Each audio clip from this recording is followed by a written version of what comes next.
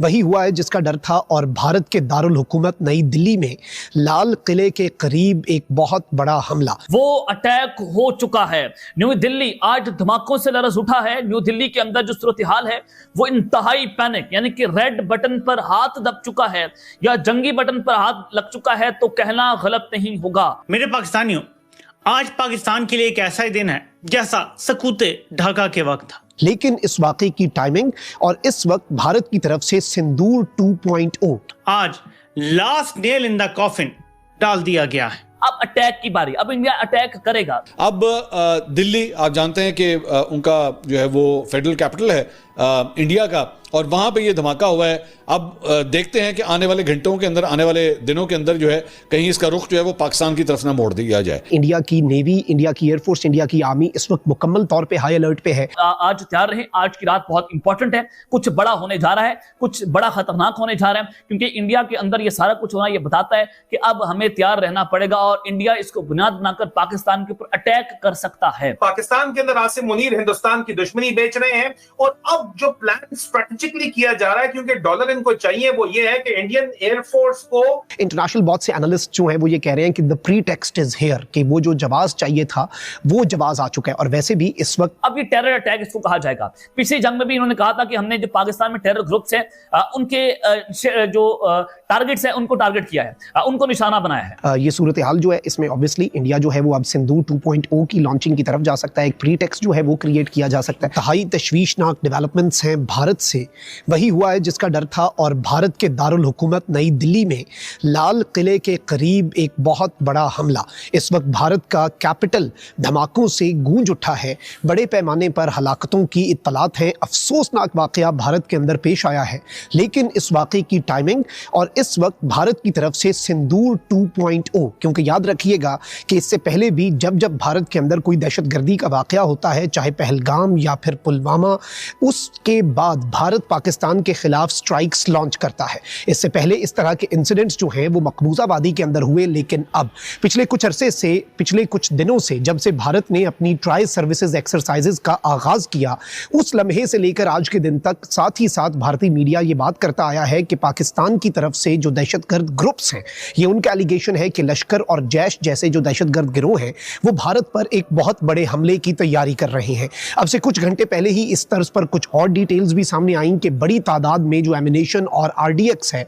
वो बरामद किया गया है और अब भारत का जो कैपिटल है वो धमाकों से गूंज उठा है। इस हवाले से exclusive details and what's next और पाकिस्तान का इस हवाले से क्या मौक़िफ़ और क्या तैयारी है, क्योंकि भारत के अंदर जब जब टेररिज्म का कोई इंसिडेंट होता है तो उसे डायरेक्टली पाकिस्तान के साथ, बेशक विदाउट एनी प्रूफ, लेकिन भारत लिंक करता है। अब इस हाथ से आप अंदाजा लगा सकते हैं, जो मैं आपको 2-3 दिन पहले से कह रहा था कि अब ये जो जंगी मशकें हैं वो खत्म होने जा रही हैं। अब अटैक की बारी, अब इंडिया अटैक करेगा, क्योंकि बिहार का इलेक्शन भी उसमें नैरेटिव इनसे नहीं बन पा रहा और 6 नवंबर को बिहार का इलेक्शन शुरू हुआ और 11 नवंबर तक इससे जारी रहना था। और 11 नवंबर से चंद घंटे पहले, आज क्योंकि 10 नवंबर है और 8 बजे का वक्त है, और ये हमला होना ये बताता है कि भारत ने एक बहुत बड़ी जंग छेड़ दी है, जिसका सहारा लिया जाएगा, अपनी आवाम को चूरन बेचा जाएगा कि पाकिस्तान ने हमारे ऊपर हमला कर दिया है और अब हम पाकिस्तान के खिलाफ जंग में लड़ने जा रहे हैं। अब ये टेरर अटैक इसको कहा जाएगा। पिछली जंग में भी इन्होंने कहा था कि हमने जो पाकिस्तान में टेरर ग्रुप्स हैं उनके जो टारगेट्स हैं उनको टारगेट किया है, उनको निशाना बनाया है।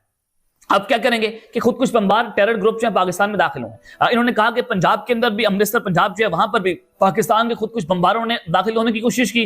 फिर इन्होंने आजाद कश्मीर वाली साइड से कहा कि वहां से भी दहशतगर्द जो है उन्होंने इन्फिल्ट्रेट करने की कोशिश की।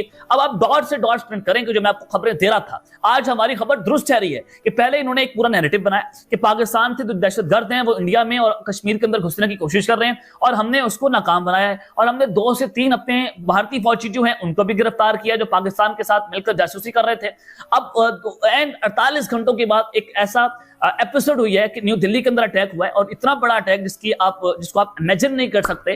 तो इसका वाज़ेह तौर पर मतलब यह है कि इंडिया ने वो कर दिखाया है जो पहले से वो कह रहा था कि ऑपरेशन सिंदूर 2.0 की हम तैयारी कर रहे हैं। चाहे वो इंडियन नेवी के जो एयर चीफ है, नेवी के जो चीफ हैं, उनकी जानिब से कहा गया कि हम ऑपरेशन सिंदूर 2.0 की तैयारी कर रहे हैं। अब इंडियन नेवी के ऑफिसर के ऊपर की गाड़ी के ऊपर अटैक हुआ तो ये राजनाथ सिंह ने भी इंडियन नेवी के ऑफिसर से जब खिताब किया था तो उस वक्त इन्होंने ये बात की थी कि अब आप तैयार रहें, पहली ऑपरेशन सिंदूर में आपको मौका नहीं मिला था, अब ऑपरेशन सिंदूर 2.0 में आपको मौका दिया जाएगा और आपने समुद्रों के अंदर पाकिस्तान पर अटैक करना है। सर क्रीक के मुकाम जो है वहां पर डिप्लॉयमेंट्स जो है उनको बढ़ाया गया, वहां पर इंडिया ने नोटम जारी किया और पाकिस्तान के जो एक्सक्लूसिव इकोनॉमिक जोन है वहां पर वो लोग घुसे 80 नॉटिकल माइल्स के अंदर, जो पाकिस्तान का जोन बनता है, जहां पर आप नहीं फिजाई हदूद को या समुद्री हदूद को बंद कर सकते, लेकिन इंडिया ने किया।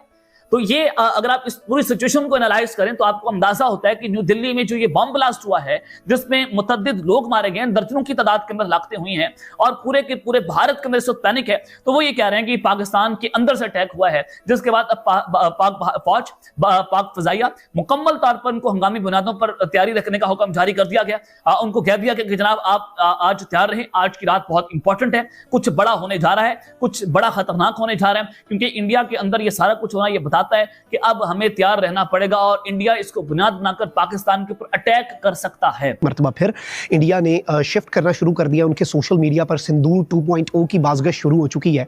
इंटरनेशनल बहुत से एनालिस्ट जो हैं वो ये कह रहे हैं कि the pre text is here, कि वो जो जवाब चाहिए था वो जवाब आ चुका है। और वैसे भी इस वक्त जो सूरत हाल है, देखें डोनाल्ड ट्रंप का ब्रोकर्ड सीज फायर अगर भारत ने तोड़कर पाकिस्तान से जंग करनी है, and this time a full scale war, क्योंकि अब वो कह रहे हैं कि जी पाकिस्तान ने टेरर के लॉन्च पैड एक्टिवेट कर दिए हैं, पाकिस्तान की तरफ से इन्फिल्ट्रेशन के अटेम्प्ट्स हो रहे हैं एलओसी के ऊपर, इंडियन फौज ने अपनी मूवमेंट बढ़ा दी, इंडियन नेवी इस वक्त मुकम्मल तौर पे तैयार है, सर क्रीक के करीब जो नोटम्स इन प्लेस हैं, फिर इंडियन एयरफोर्स जो है उसके तैयारों की पिछले 6-7 दिन की मूवमेंट्स जो हैं वो भी पाकिस्तान को तो ऑलरेडी हाई अलर्ट पे डाल चुकी हैं। पाकिस्तान का तो अभी भी मौक़िफ़ वही है कि जी आपके पास कोई सबूत है, कोई शवाहिद है। देखें अब हम अफगानिस्तान वाले मामले में कहते हैं ना कि उनकी सरजमीन से हमारे खिलाफ दहशतगर्दी, हम सबूत पेश करते हैं, हम 4 बंदों में बैठते हैं, हम वहाँ पर सबूत पेश करके कहते हैं कि भाई इनकी तरदीद करो। जब वो नहीं कर पाते, नाकाबिले तरदीद शवाहिद होते हैं, इर्रेफ्यूटेबल एविडेंस होता है, तो फिर मीडिएटर्स भी बात मानते हैं, कहते हैं नहीं भाई गल थोड़ी भी ठीक सी, पाकिस्तान बिल्कुल ठीक बात कर रहा है। इंडिया को अगर ये लगता है कि पाकिस्तान के अंदर से कुछ हो रहा है तो वो सबूत प्रोवाइड करे, भाई किसी मीडिएटर के दरमियान बैठो। दिल्ली में लाल किले के पास एक कार में बम धमाका होने के बाद पूरे देश में हाई अलर्ट जारी कर दिया गया है। ये धमाका लाल किला मेट्रो स्टेशन के पास खड़ी एक कार में हुआ। ब्लास्ट इतना भीषण था कि काफी दूर तक इसकी धमक दिखी और आग भड़क गई। कई कारें इस आग की चपेट में आईं और इस वजह से अब तक 8 लोगों के मरने और 20 से ज्यादा लोगों के घायल होने की खबर है। इस विस्फोट को लेकर केंद्रीय गृह मंत्री अमित शाह ने बताया, आज शाम लगभग 7 बजे दिल्ली में लाल किले के पास सुभाष मार्ग ट्रैफिक सिग्नल पर एक हुंडई i20 गाड़ी में विस्फोट हुआ। इस विस्फोट में कुछ पैदल यात्री घायल हो गए और कुछ वाहन क्षतिग्रस्त हो गए।